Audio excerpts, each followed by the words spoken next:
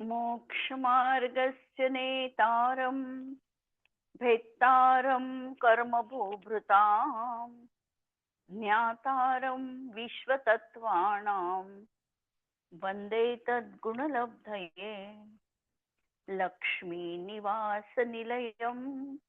विलीनविलयं निधाय हृदि वीरम् आत्मानुशासनमहं वक्षे मोक्षाय भव्यानाम्।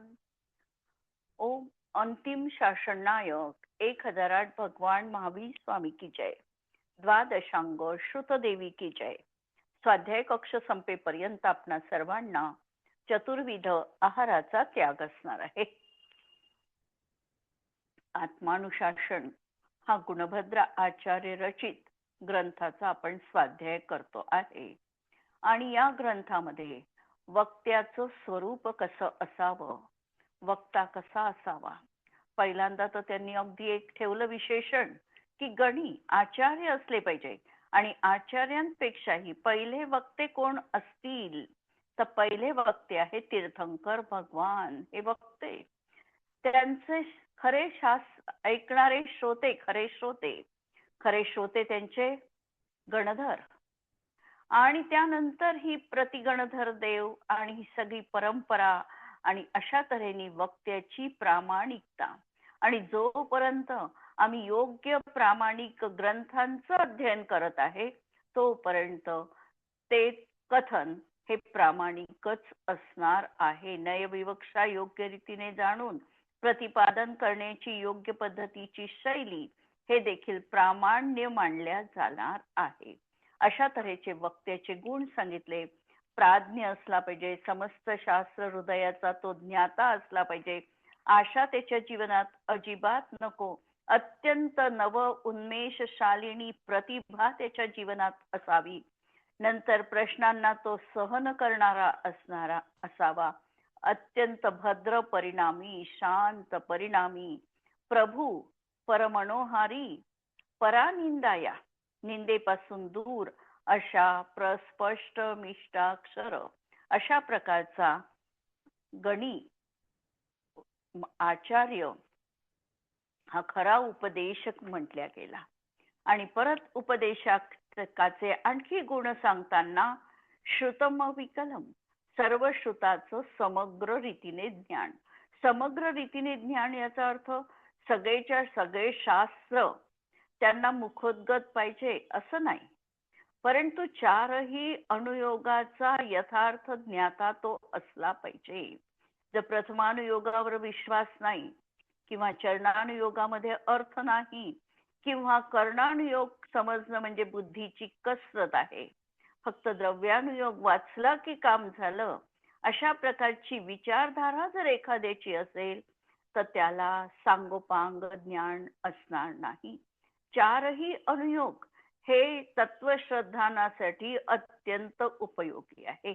एक वाक्य मी मध्यंतरी सांगितलं होतं की जो द्रव्यानुयोगानुसार सांगितलेल्या आत्म्याची श्रद्धा करतो, द्रव्यानुयोगामध्ये जो आत्मा सांगितलेला आहे तो शुद्ध आत्मा सांगितलेला आहे, तो गुणभेदाच्या अतीत सांगितला, पर्याय भेदाच्या अतीत सांगितला, नंतर ज्याच्यामध्ये एक देश शुद्धता पण नाही, विकार पण नाही, अशा प्रकारचा अनादि अनंत जो आहे, नित्य निरावरण रूपाचा जो आहे, असा जो आत्मा द्रव्यानुयोगाचा विषय सांगितला, जो भव्य जीव अशा प्रकारे आत्म्याचं श्रद्धान करतो, त्याच्या जीवनात नियमपूर्वक कर्णानुयोगात सांगितलेल्या शास्त्राप्रमाणे उपशम क्षय क्षयोपशम या घटना घटित होतातच होतात।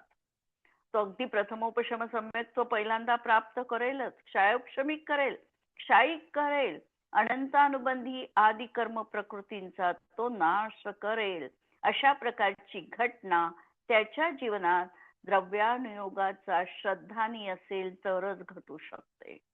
त्याचं जीवन चरणानुयोगा शास्त्रात सांगितल्याप्रमाणे त्याचं आचरण राहील, त्याचं चारित्र्य कसं राहील, तर रत्नकरण श्रावकाचार मध्ये श्रावकाची जी भूमिका सांगितली तसं त्याचं चारित्र्य राहील। किंवा अनागार धर्मामध्ये, मूलाचार आदी ग्रंथांमध्ये मुनींचं ज्या पद्धतीने वर्णन आहे तसं त्या जीवाचं चारित्र्य निश्चितपणे असणारच आहे. आणि असा जीव प्रथमानुयोगानुसार 63 शलाका पुरुषांचा किंवा चारित्र नायक त्या ठिकाणी बनू शकतो. म्हणून हे वाक्य म्हणजे चारही अनुयोगांचं त्यांनी योग्य रीतीने अध्ययन केलं असलं पाहिजे. नंतर त्यांची शुद्धावृत्ती परम पवित्र असं त्यांचं चारित्र्य असलं पाहिजे. त्यांच्या चारित्र्यामध्ये कुठेही उणीव नको.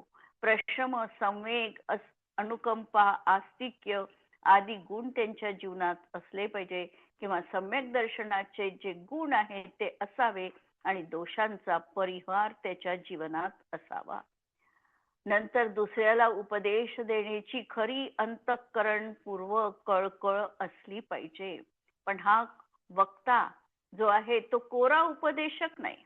यांनी पहिल्यांदा सत्य आपल्या जीवनात उतरविलं आणि नंतर दुसऱ्याला प्रतिपादन केलं, असा हा परप्रतिबोधन असला पाहिजे. नाही तर दुसऱ्यांना सांगण्यासाठी खूप आणि स्वतःच्या जीवनात शून्य अशी त्याची वृत्ती नाही. नंतर मार्ग प्रवर्तन सद्विधौ, योग्य रीतीने मार्ग प्रवर्तन त्याच्यामध्ये तो सदक्ष असला पाहिजे. बुधनुती अनुत्सेकः ज्ञानी ना, त्याचं सतत सतत त्याच्या जीवनात ज्ञानींची आराधना असली पाहिजे. ज्ञानी लोकांचा विनय त्याच्या जीवनात असला पाहिजे.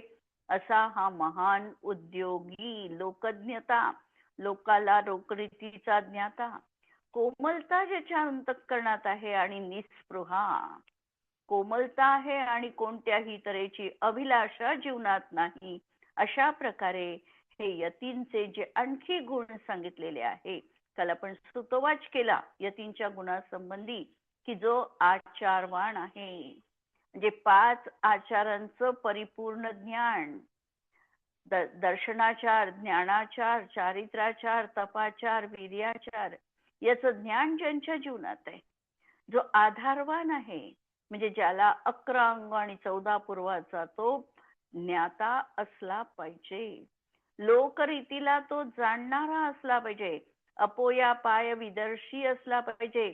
म्हणजे शिष्यानी त्यांच्या जवळ जर आपले दोष उघड केले तर शिष्याचे दोष 4 चौघामध्ये ते कधीही प्रगट करणार नाही. अशा तऱ्हेचं विशाल अंतःकरण ज्यांचं आहे, जो योग्य रीतीने प्रायश्चित्तादी ग्रंथांचं अध्ययन करणारा आहे. प्रायश्चित्ताचा ग्रंथाचा अधिकारी फक्त आचार्य परमेष्ठी आहे, कारण आचार्यांनाच प्रायश्चित्त देण्याचा खऱ्या अर्थाने त्यांनाच त्या ठिकाणी त्यांचाच अधिकार येतो. त्यामुळे ते आचार प्रायश्चित्त शास्त्राचे ते ज्ञाते असतात. अशा प्रकारे अनेक गुण त्यांच्या जीवनात असतात किंवा त्यांच्याकडे बघूनच ते किती गुणवान आहे हे लोकांना कळतं. अशा प्रकारचं आणि अशेष जे कोणी असतील इच्छारहित, तेच खरोखर गुरु या संज्ञेला प्राप्त आहे किंवा तेच जीवनामध्ये हेय काय उपादेय काय याचं मर्म सांगणारे असू शकतात. गुरु कसे असावे यासाठी रत्नकरणी शावकाचार मध्ये समंतभद्र आचार्यांनी कारिका ठेवली.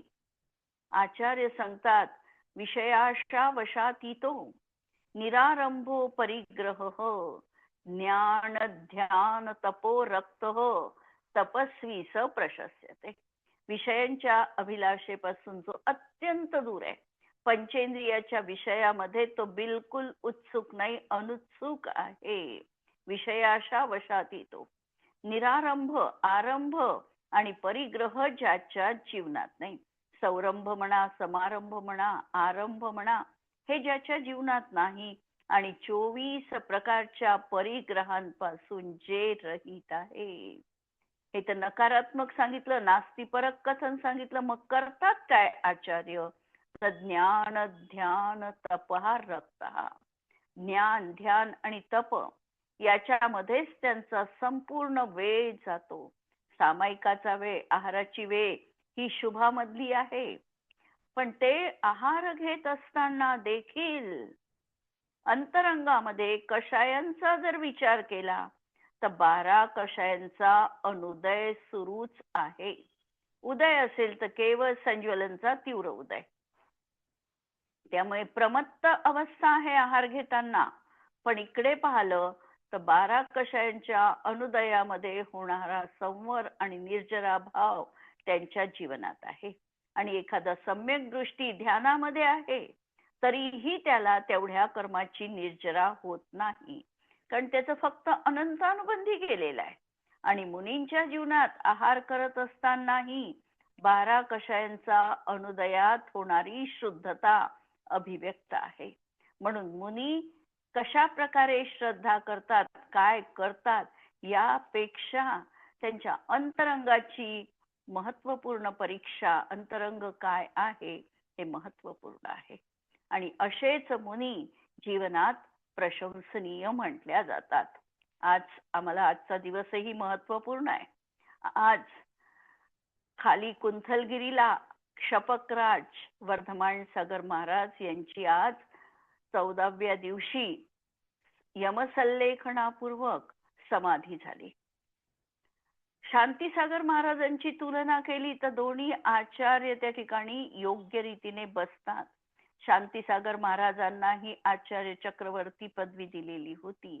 यांना देखील समटोळीला अशा प्रकारची पदवी प्रदान केली. यानंतर यांचा चातुर्मास श्रवण बेळगोला संपन्न झाला मागचा. आणि त्यानंतर जेव्हा सांगलीकडे आले ते तिथल्या लोकांना त्यांनी आगम आचार्य पदवी बहाल केली. आणि आचार्य पदवी दिल्यानंतर त्यांना लक्षात आलं की आता आपला सल्लेखणीचा वेळ जवळ आलेला आहे. त्यांनी त्यांच्याच संघातील सुयोग्य अशा विद्यासागर महाराजांना आपली आचार्य पदवी सोपवली. शांतीसागर महाराजांनी देखील आपल्या शेवटी आचार्य पदवीचा त्याग केलेला होता. आणि त्यावेळेला त्यांच्याजवळ वीरसागर महाराज नव्हते, राजस्थानमध्ये होते त्यावेळेला ते. पण त्या ठिकाणी त्यांनी निरोप दिला की तुम्हाला आम्ही आचार्य करत आहे. या वेळेला तर विद्यासागर महाराज तिथे हजर होते आणि त्यांना आचार्य पदवी देऊन त्यांनी आपल्या आचार्य पदवीचा देखील त्याग केला. कोणत्याही प्रकारची पदवी त्यांच्या जीवनात त्यांनी ठेवलेली नाही. आणि अशा रीतीने त्यांची आज समाधी झालेली आहे, निर्विघ्न समाधी प्राप्त झालेली आहे. अशा त्या क्षपकराज विद्यासागरजी वर्धमान सागरजी महाराजांच्या चरणी आपण नमन करूया. कशावरून निघाला हा विषय? तर तपस्वी कसा असावा, तपस्वी काय कसे असतात. आयुष्यभर त्यांनी जीवनामध्ये त्यागाची साधना केली आणि अंतिम समय त्यागामध्ये संपूर्णतः यमपूर्वक त्याग करून व्यतीत केलेला आहे. शांतीसागर महाराजांची समाधी चालली 36 दिवस पर्यंत. यांची 13 दिवस, कारण संगणन कमी होऊ लागलेलं आहे. शांतीसागर महाराजांपेक्षा आत्ताचा काळ आणखी निकृष्ट झालेला आहे.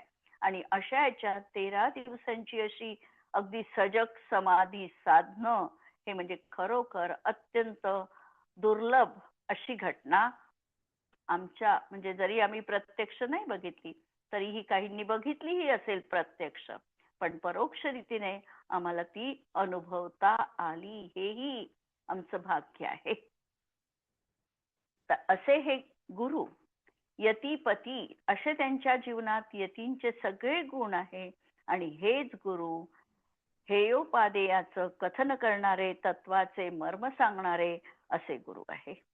एक सुभाषितकार असं म्हणतो की काही लोक सुपारी सारखे आतून कडक आणि बाहेरूनही कडक असतात.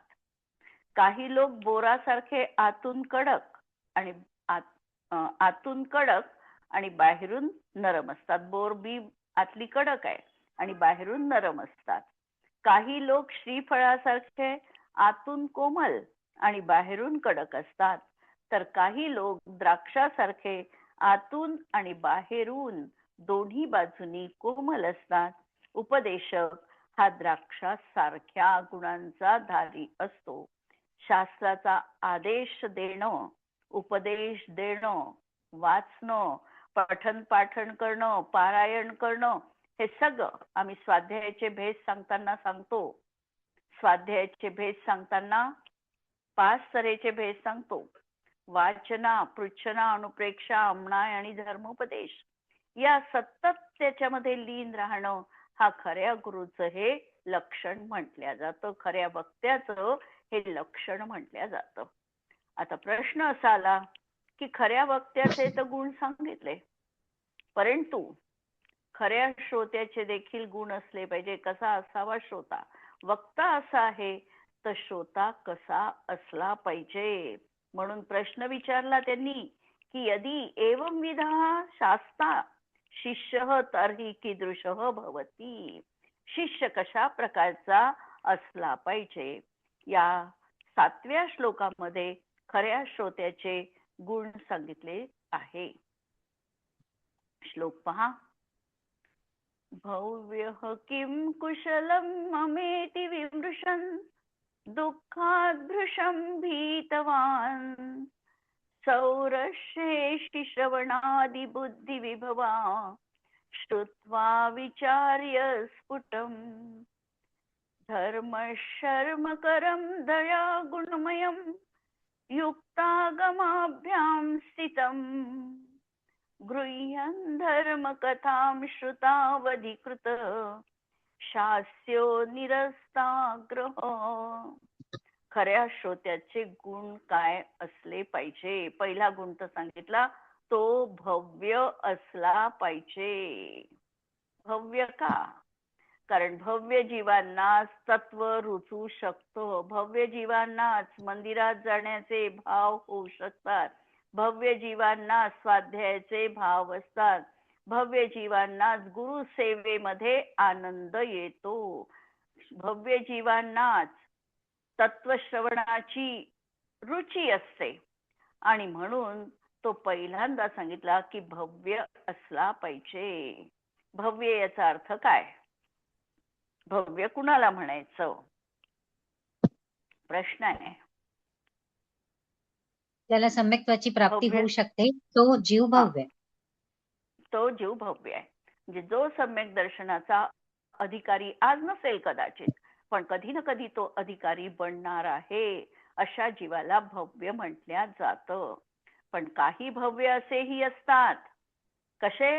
अभव्य, समभव्य, की ज्यांना सम्यक दर्शन प्राप्त होण्याची योग्यता तर त्यांची आहे, पण जीवनामध्ये कधीही त्यांना तशा प्रकारचं निमित्त कारण मिळतच नाही. जसं उदाहरण दिलेलं आहे शास्त्रामध्ये अभव्या समभव्यासाठी. वांझ स्त्रीचं, तिच्यामध्ये पुत्र उत्पन्न होण्याची योग्यता आहे, पण ती विधवेचं दिलेलं आहे की तिच्यामध्ये पुत्र होण्याची योग्यता तर आहे, पण तिचा पतीच मेलेला आहे, त्यामुळे ती पुत्रवती होऊ शकत नाही. अशा प्रकारे विधवेचं उदाहरण दूरातिदूर भव्य किंवा अभव्य समभव्य यासाठी दिलेलं आहे. अभव्यासाठी उदाहरण आलेलं आहे. अभव्यासाठी उदाहरण आलेलं आहे कुत्सरमुख. वान स्त्री कुत्सरमुख, जी कधी उगवची म्हणजे शिजूच शकत नाही, अशा प्रकारे मुगाचं किंवा वांझ स्त्रीचं. तर हा जीव कसा आहे? भव्य आहे. मग कधी कधी आमच्याही मनात प्रश्न येतो की आम्ही भव्य आहे की अभव्य आहे, आम्हाला सम्यक दर्शन होऊ शकेल की नाही होऊ शकणार. आमच्या मनात प्रश्न आला तर त्याचं निराकरण कसं करायचं? एक तर आम्ही आठवायची, कोण काय आठवायचं की आम्हाला शिखरजी होते आहे का? भाव सहित वंदे जो कोई ताको नाही, ते 16 कर्णाच्या पूजेतला आहे. परंतु एक बार वंदे जो कोई नरक पशुगती ताहे नाही. हा, म्हणजे त्याला नरक आणि पशुगती मिळत नाही. भाव सहित, भावानी योग्य रीतीने जर आम्हाला शिखरजीची वंदना झाली असेल तर समजायचं की आम्ही निश्चितपणे भव्य आहे. किंवा दुसरं सांगितलं पंचविंशती पंचतिकामध्ये आचार्यांनी की तत्प्रती प्रीती चित्तेन येन वार्तापि ही श्रुता निश्चितम स भवेद भव्यः भावी निर्वाण भाजनम. जिनेंद्र भगवंतांची कथा जर आमच्या कानावर पडली तर ती आम्ही निश्चितपणे अत्यंत आदराने समजो न समजो पण हे जीवाच्या कल्याणाचं आहे, माझ्या आत्म्याचा यांनीच उद्धार होणार आहे, अशा प्रकारे प्रीती चित्तानी ते शब्द जरी आम्ही हृदयात धारण केले तरी निश्चित समजायचं की हा जीव भव्यच आहे. तत्प्रती प्रीती चित्तेन येन वार्तापि श्रुता निश्चितम स भवेद भव्य भावी निर्वाण भाजनम. तो निश्चितपणे भविष्य काळात निर्वाणाचं भाजन पडणार आहे. पहिला शब्द सांगितला की हा भव्य पाहिजे. दुसरं विशेषण सांगितलं किम कुशलम ममेती विमृशन. तो विचार कसा करणारा असावा. ममेती कुशलम किम, माझं कुशल कशात आहे, मी कशा रीतीने हित माझ्या आत्म्याचं साधू शकतो. आणि मीचा वाच्य नेहमी अध्यात्म ग्रंथामध्ये आत्मा घ्यायचा. मीचा वाच्य कधीही शरीर नाही, मीचा वाच्य कधीही असमान जातीय द्रव्य पर्याय नाही. प्रवचनसार मध्ये ज्या वेळेला आचार्य कुंदकुंदांनी पहिली गाथा ठेवली आणि त्यावर अमृतचंद्र आचार्यांनी टीका लिहायला सुरुवात केली आणि पहिला प्रश्न त्या ठिकाणी पहिलीच ओळ सांगितली त्यांनी की मी कोण. तर मीचा वाच्य न अहम असमान जातीय द्रव्य पर्याय किंतु ज्ञान दर्शन लक्षण स्वरूपोहम. मी कसा आहे तर मी हा असमान जातीय द्रव्य पर्याय रूप नाही, म्हणजे शरीर आणि आत्मा मिळून माझी जी आज मनुष्य पर्याय किंवा तिर्यंच नरक देव पर्याय आहे हा म्हणजे मी नाही. हे तर असमान जातीय द्रव्य पर्यायीचं एकत्व पाहणं झालं. याच्यामध्ये माझं लक्षण काय आहे, मीचा वाच्य काय आहे. तर मीचा वाच्य आहे शुद्ध आत्मा, ज्ञान दर्शन स्वभावी निखळ असा आत्मा, तो म्हणजे मी आहे. पहिल्यांदा तर हा निर्णय आहे आणि मग या आत्म्याचं हित कशात आहे. किम कुशलम ममेती विमृशन, अशा प्रकारचा तो विचार करणारा असला पाहिजे की माझ्या आत्म्याचं हित कशात आहे. आता हा विचार करणारा तो पाहिजे, म्हणजे संवेग भावना त्याच्या जीवनात असली पाहिजे. कारण ज्याच्या जीवनात संवेग भावना आहे तोच असा विचार करेल. तिसरं सांगितलं दुःखात भृशम भीतवान. संसाराच्या दुःखापासून त्याला अत्यंत भीती वाटायला पाहिजे. नरकाचं दुःख, पहिली ढाल छडालाची, नरकाचं दुःख कुणाचं वर्णन, स्वयं माझ्या आत्म्याचं आज आम्हाला वाटतं का अशा तऱ्हेचं आम्ही दुःख भोगलं आहे, जाणीव होते का, विचार करायचंय. तिर्यंच गतीतील निगोदाचं दुःख, आमचं पहिलं तर घर आहे निगोद, कारण प्रत्येक जीव निगोदातून बाहेर पडलेला आहे. म्हणजे आमचं माहेर कोणतं आहे तर निगोद आमचं माहेर आहे. आणि 2000 सागर वर्षपर्यंत फिरलो आम्ही आणि नाही मोक्षाला गेलं तर परत आम्हाला कुठे जायचंय, परत निगोदात. तर अशा तऱ्हेने आम्हाला खरंच निगोदाचं दुःख आमच्या स्मरणात येऊ शकतं का, त्याविषयी आम्ही अनुमान लावू शकतो का. आज आज आमच्या घडीला नरक, 7व्या नरकातही आम्ही गेलो असू, तिथे आम्ही कसं दुःख भोगलं आहे. छडाला वाचतो, त्या छडाला मधल्या दुःखाशी आम्ही कधी न कधी ते तद्रूप झालो आहे, ते अनुभवलेलं आहे. आणि मला खरोखर आता तसं दुःख नको आहे, मला यातून सुटायचं आहे. हा संसार केवळ भीतीप्रद आहे. या संसारामध्ये कोणत्याही अवस्थेत कोणतंही सुख नाही. इंद्रियजन्य सुख हा केवळ सुखाचा आभास आहे आणि मला हे सुख आता नाकारायचंय. या सुखाला देखील दुःखरूप मला जाणीव होते का, ह्या सुखामध्ये देखील अंतःकरणात माझ्या आत्म्याचं हित कशात आहे याचा विचार अंतरंगात स्फुरतो का. दुःखात भृशम भीतवान, मी खरंच दुःखापासून मला भीती वाटते का, किंवा आत्ताच्या लौकिक सुखामध्ये मी गुरफटलेलो आहे. प्रत्येकाने विचार करायचा आहे आणि अशा तऱ्हेने या दुःखाची त्याला भीती वाटली पाहिजे. आणि सौख्येशी याचा अर्थ सुखाच्या अभिलाषा पाहिजे. कोणतं सुख त्याच्या जीवनात हवं आहे? सुख दोन प्रकारचं आहे. एक इंद्रियजन्य सुख आणि एक इंद्रिय निरपेक्ष सुख. आम्हाला कोणतं सुख हवं आहे? इंद्रिय सुख तर आम्हाला अनंत वेळा प्राप्त झालेलं असेल, पण ते औटघटकेचं राज्य होतं. हे आमच्या जीवनातून संपलं आणि परत आम्हाला दुःख. साता मनुष्य पर्यायीत किती वेळ साता कर्माचा उदय असतो जीवाला. मनुष्य पर्यायीमध्ये नरक पर्यायीत पाहिलं तर आम्हाला साताचा उदय नरकामध्ये बहुलतेनी आहे. स्वर्गामध्ये असाताचा उदय नरकामध्ये बहुलतेनी आहे. साताचा उदय देवगतीमध्ये बहुलतेनी आहे. पण मनुष्य पर्यायीमध्ये साताचा उदय जास्तीत जास्त किती काळ राहू शकतो? आचार्य सांगतात की अंतर्मुहूर्त पर्यंतच केवळ साता कर्माचा उदय असतो. आता शास्त्र सुरू आहे आमचं, समजा अर्धा तास आम्ही वाचतोय, अर्ध्या तासामध्ये साता वेदनीय असू शकतं, 48 मिनिट पर्यंत असू शकतं. त्यानंतर निश्चितपणे असाताचा उदय मनुष्य पर्यायीत येणारच आहे. भलाई तो 3 समय राहील, 4 समय राहील, थोडा काळ राहील, मुहूर्तभर पण नाही राहणार, पण असाताचा उदय असणारच आहे. कोणीही असेल, तीर्थंकर असेल तरीही ही प्रक्रिया त्याची सुरू आहे. की साताचा केवळ उदय आहे असं संभवनीय नाही.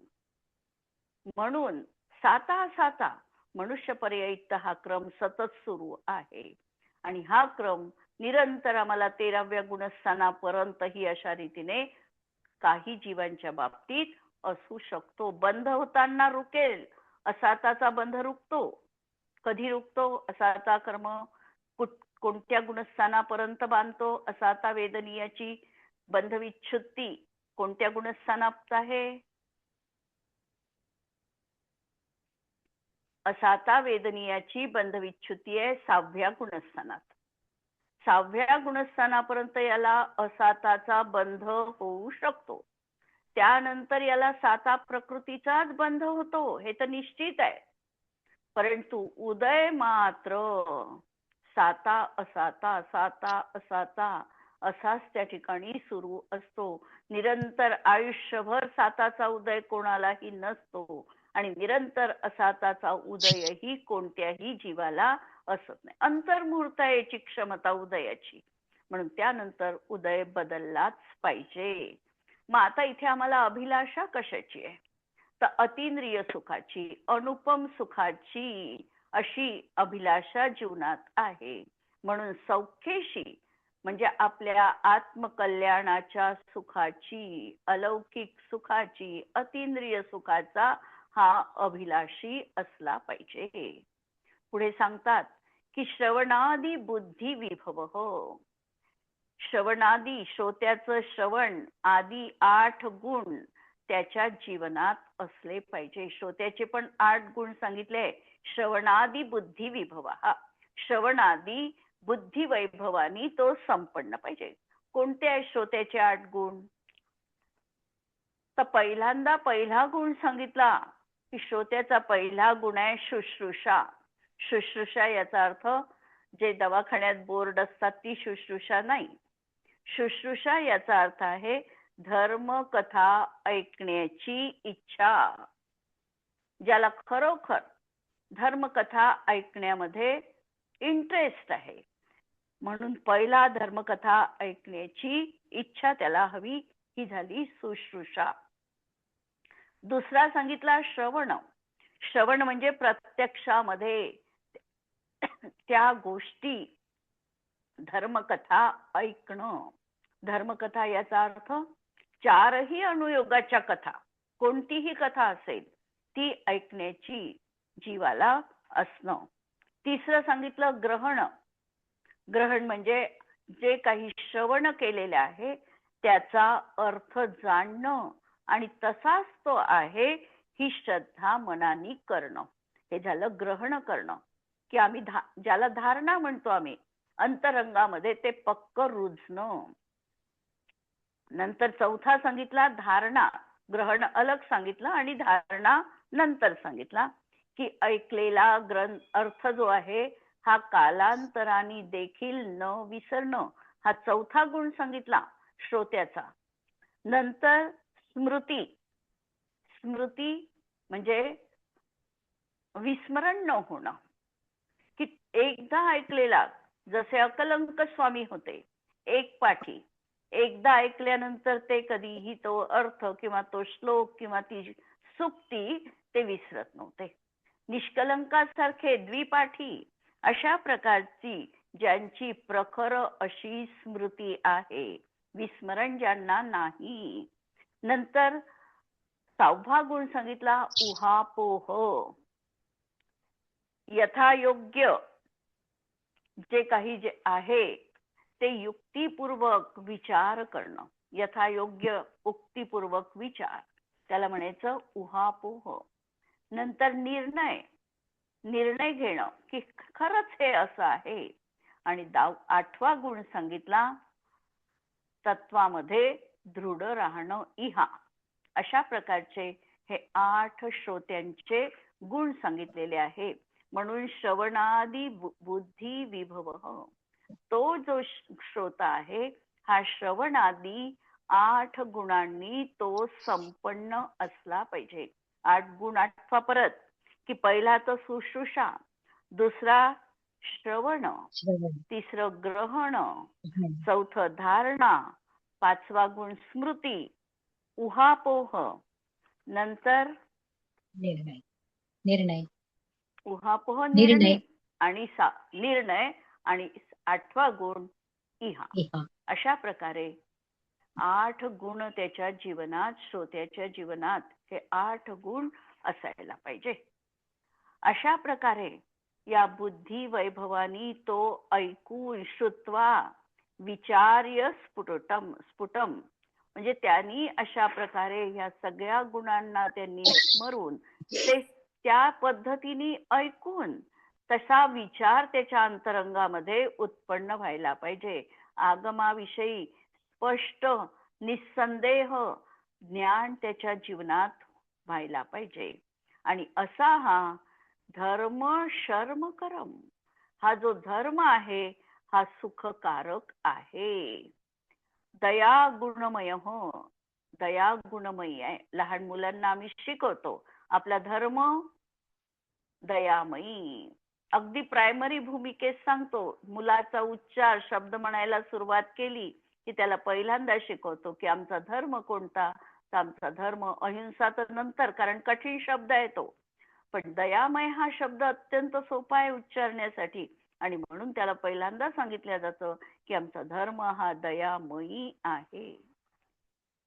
युक्ती आगमाभ्याम स्थितम, आणि युक्ती आणि आगमामध्ये स्थिर होऊन, युक्ती योग्य तऱ्हेची युक्ती वापरावी लागते. युक्ती दोनही तऱ्हेची असू शकतात. कधी कधी विपरीत युक्ती पण असू शकते आणि विपरीत बुद्धी असेल तर ती जीवनात विपदा आहे. नक्की समजायचं की जर समोरच्यांनी आम्हाला एखादी चांगली गोष्ट सांगितली आणि त्यांचा आम्ही आमच्या बुद्धीने वाईट उपयोग केला तर नक्की समजायचं की आमची विपदा आहे. कारण आमची बुद्धी योग्य तऱ्हेने चालली नाही, वाईट अर्थ त्याच्यातून घेतला म्हणजे विपरीत बुद्धी झाली, ही आमच्यासाठी संकट उपस्थित करू शकतात. म्हणून युक्ती देखील समीचीन पाहिजे आणि तिला आगमाची जोड पाहिजे. म्हणून युक्ती आणि आगमामध्ये स्थिर होऊन ग्रहण करून गृहण धर्मकथा श्रुता, धर्मकथा ऐकून आग्रहरहित निरस्ताग्रह, कोणत्याही तऱ्हेचा दुराग्रह मनात न ठेवता, शास्य म्हणजे हा श्रोता असा प्रतिपादन करणारा त्या ठिकाणी योग्य रीतीने श्रोता म्हटल्या जातो. अशा तऱ्हेने श्रोत्याचे हे गुण या ठिकाणी सांगितले. बाकीचं आपण उद्याच्या याच्यामध्ये बघू. आज थांबू.